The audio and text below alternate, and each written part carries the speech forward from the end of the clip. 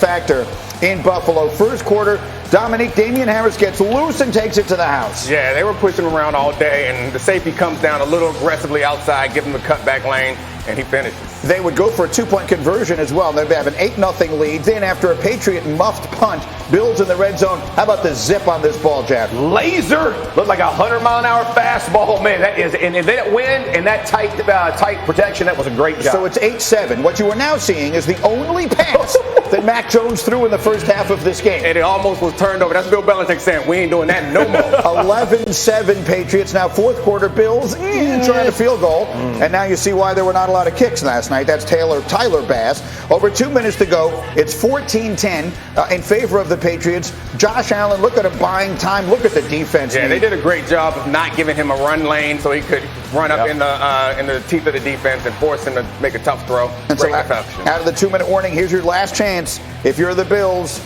Yeah, they got all-out blitz, zero coverage. Miles Bryant, incredibly smart play to fall off and break up that pass. It might have been a touchdown. Patriots get the win. After the game, a couple of the Bills were asked if their defense was embarrassed. Listen. I mean, what kind of question? What are we doing, bro? What kind of question is that? It's a question. The nation's going to be criticizing you, calling you. All right. I think we keep gave that. up 7 points. Yeah, 14 14 to 14 to 10. Is that the final score? We made stops when we had to. They had one big run. I mean, they got good backs. All right. They kept coming back to a couple runs. I mean, I don't know how you want us to answer that question. That's funny. Well, we'll remember that. I'll remember that. All right, so they didn't like the question. In the meantime, good calls brought to you by Subway.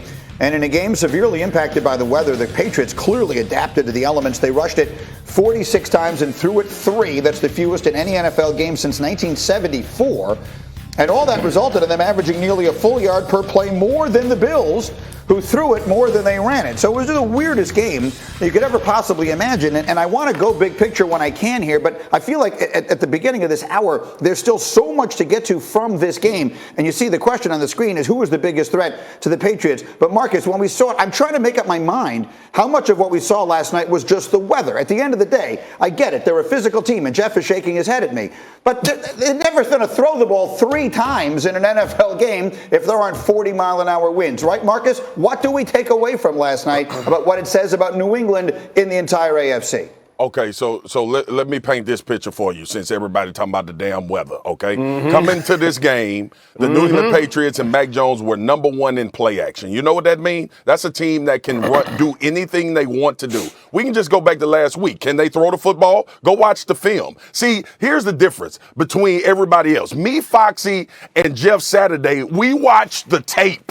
We don't get emotional about it. We watch it. And yeah, your 2 safeties can sit up there and they can be pissed off about the question that the reporter asked. You got ran on last night. Let me tell you something. Maybe they don't feel like that on the back end. Foxy can speak to this more than I can. But I know them front 7 and them D-line are embarrassed this morning. I know that. I know that D-line coach is going to come into that meeting and he going to turn on film and he going to see 6-yard run. I'm not even talking about the long run by Damian Harris. He going to see 6-yard runs, 4-yard runs. He gonna see 3rd and 1s. He gonna see running backs breaking tackles, being their own blockers. So they don't have to be embarrassed. The film will embarrass them enough when they go back and review this game. The second part of this is this Bill Belichick we're talking about. Like they say, we gave up 14 points. Well, the Patriots gave up 10. And they dropped the interception in the game, if you watched it. So, yes, this is a really, really good football team. And like I said, the best team in the AFC. Because however you want to do it. You know the type of fighters I like when we watching boxing? What kind of fight you want it to be, bro? You want to slug it out because I got a strong chin. You want to be technical because I can tuck my chin and throw jabs. Whatever type of fight you want to have, the New England Patriots are willing to oblige. And most of the time, you are going to get snuffed before they do. That's what happened last night. But when a team line up and run the ball 40 times and you can't stop them, that's embarrassing. They were averaging more than 5 yards a carry against defenses with more than 8 men in the box. That's outrageous. But I do think that you guys are underselling how much the weather was a factor. Now, you two linemen getting all excited about all this bully ball foolishness. I agree with you. It was great.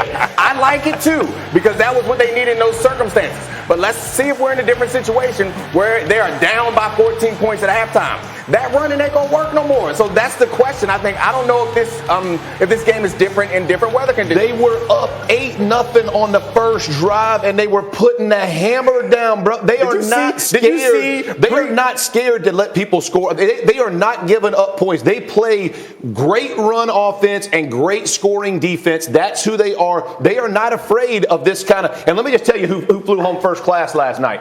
Offensive line. Belichick was like, I'll get in the back of the plane. Hey, O-line, come up here. This is what we do. Danny, go ahead. He said he wasn't getting emotional. He's extremely emotional. I didn't say that. He said that about me.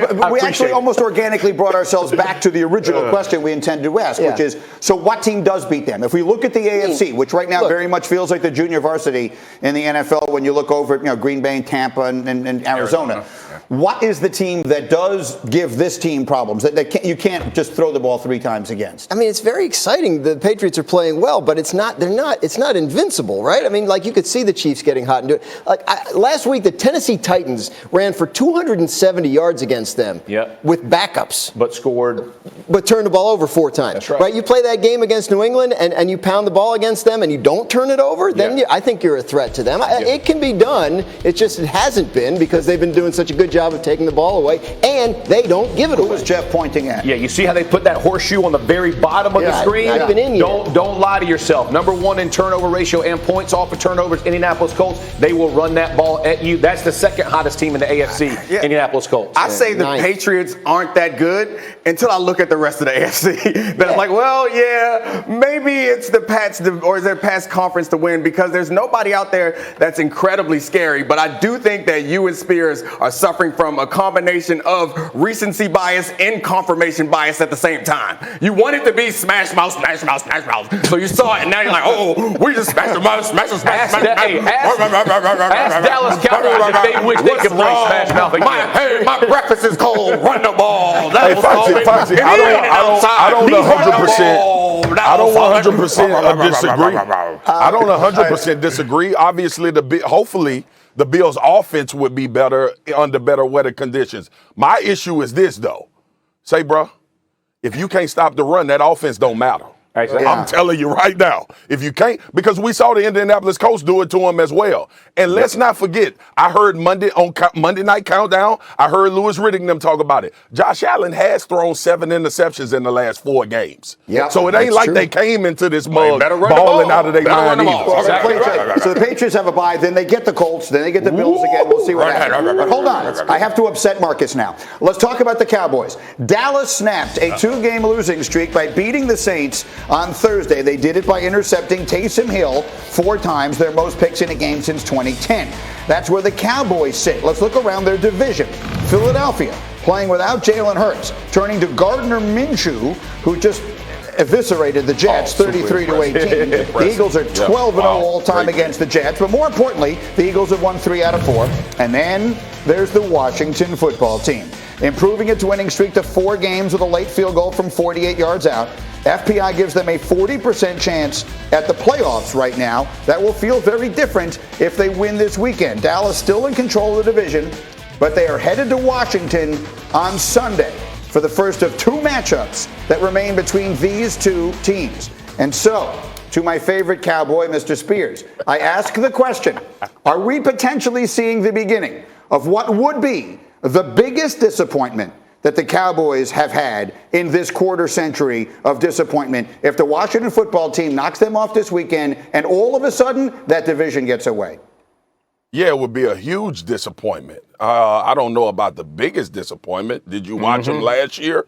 Is it going to happen? Is it going to happen? No, it's not going to happen. Listen, I got a lot of respect for what the Washington football team is playing like. Their defense is starting to look like the defense that we thought they would be early in the season. But go through the injury report and look at these players Dallas is getting back. See, every other team, we talk about what they don't have and the guys that haven't been available. I would charge everybody with going back and looking at Dallas, and they're getting healthy. Guess who's gonna be back? Randy Gregory. Probably would have been around 11 and a half, 12 sacks by now. DeMarcus Lawrence showed up last week against the New Orleans Saints. Obviously, we know what Micah Parsons is. You got CD and Amari coming back.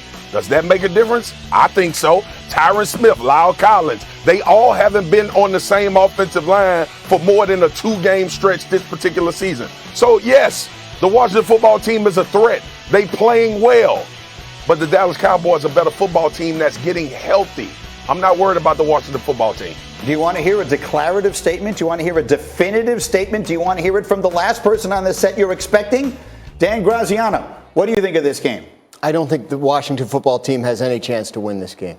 And especially the division. Look, everything Marcus said is correct. Add in, they're better rested, right? They played last Thursday. Yeah. Look, there's one top-to-bottom really strong roster in the NFC East, and then what Washington's doing is neat, and what Philly's doing is neat, and I don't know what the Giants are doing, but the Cowboys are the class of that division, and I think they will show it over the next couple of weeks. Neat is another way of saying cute, right? Yes, it is. A cute little team. I don't want to offend anybody. How cute's it going to be if they beat them on Sunday? Not so cute. What do you think, Chad? It's a disaster. I mean, dumpster fire. You can throw all the terms you could possibly throw at the Dallas Cowboys, because you want to talk about them shrinking up and getting real scared. Lose to the Washington football team this week. Listen, this is a huge game, and I'm with Greeny here. This is the biggest game they've had in probably 20 years because of the expectations that they've had and the start of the season, and now you're watching them walk it back. By the way, if the Washington football team takes this game tight into the third quarter, you're going to watch these Cowboys get real scared. They better start fast and be hot, because this team's they've had a 40